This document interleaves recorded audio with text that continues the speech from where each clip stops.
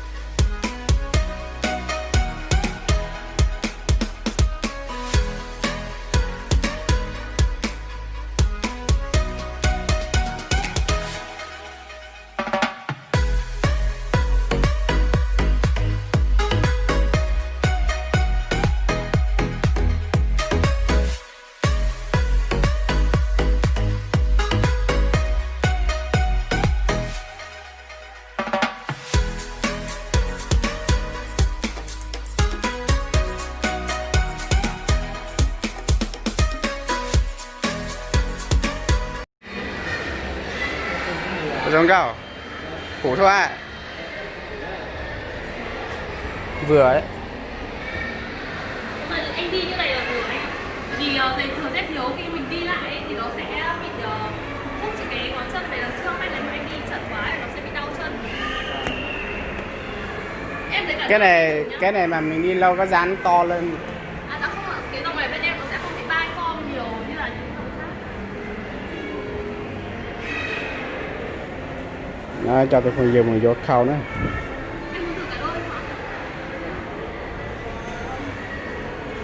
Của nhà hả? Cái này thay dao rồi.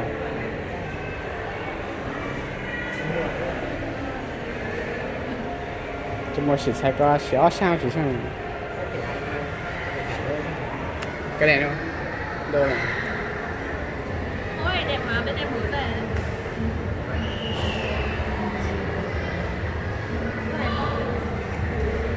Em lấy bên kia đi cả bên hai. Giờ đi cả đôi lên nữa. Vâng ạ.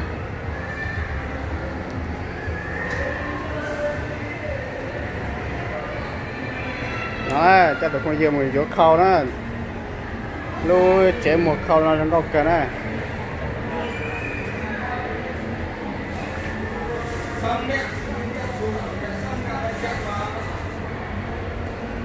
Giày nữ đẹp.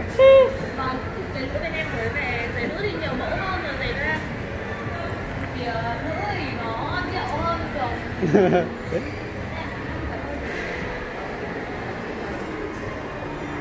Chỉ sẽ giờ giống câu gì vô kia nữa.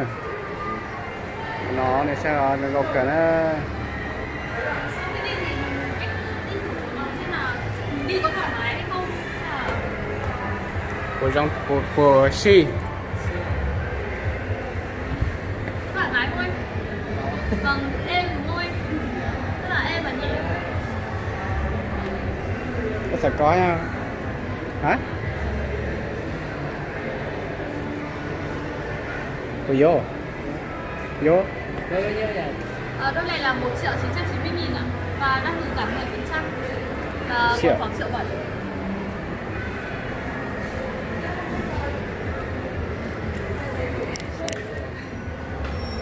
triệu. Triệu 900. Giờ là đang giảm còn bao nhiêu? Còn khoảng 1.7 triệu. 1.7 triệu.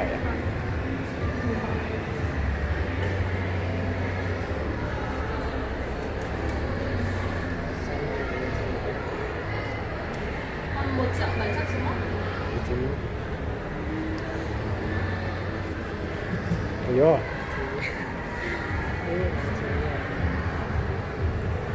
Đẹp lắm, đôi này đẹp lắm. Đẹp. Mua không? Ra đây dạy này để Anh cứ đi nằm uống nước bỏng đi rồi bỏng. ok. Vâng ạ. Nó đi lá chuột là sẽ không thấy lá chuột này. Chỉ muốn nhẹ tạo cho cá lò xí nè.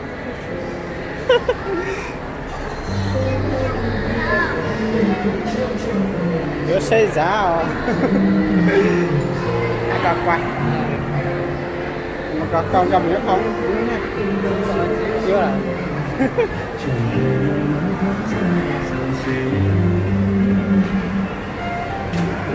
我900 hả?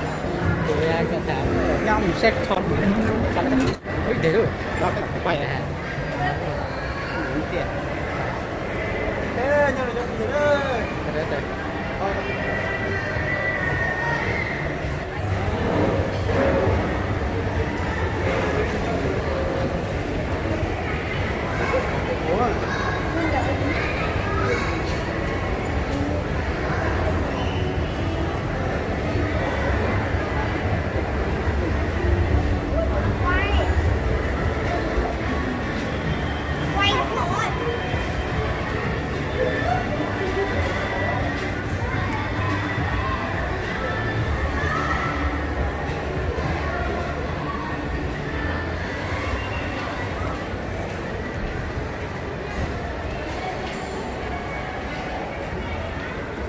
ngày mai là buổi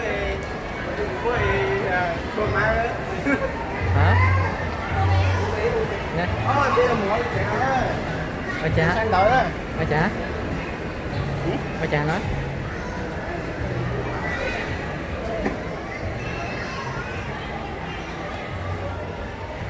em mới cho anh hỏi là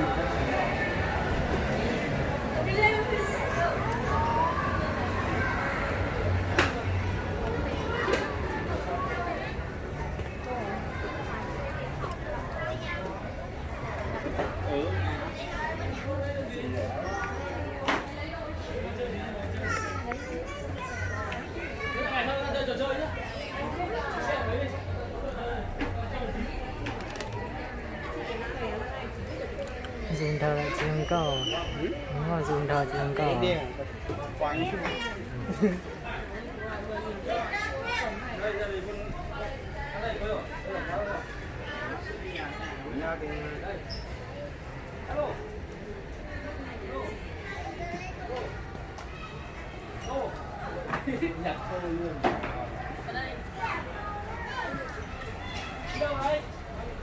Sen tắm.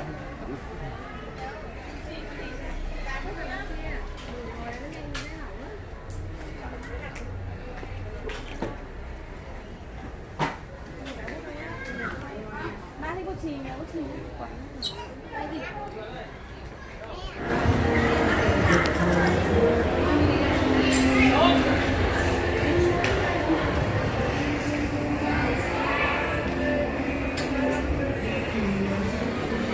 Hai cái xe lở chị ơi.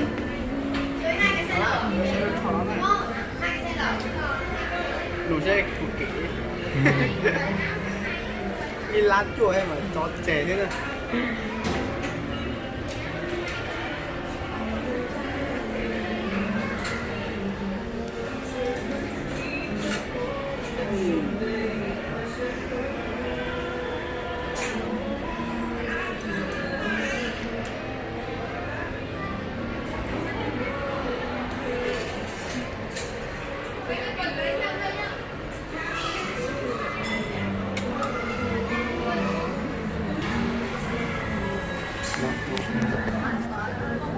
Chỉ sai à?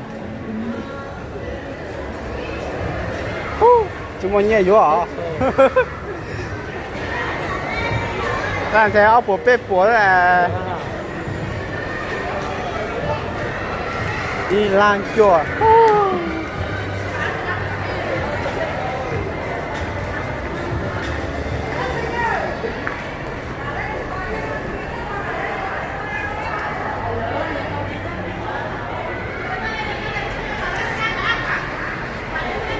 nhà làm thau này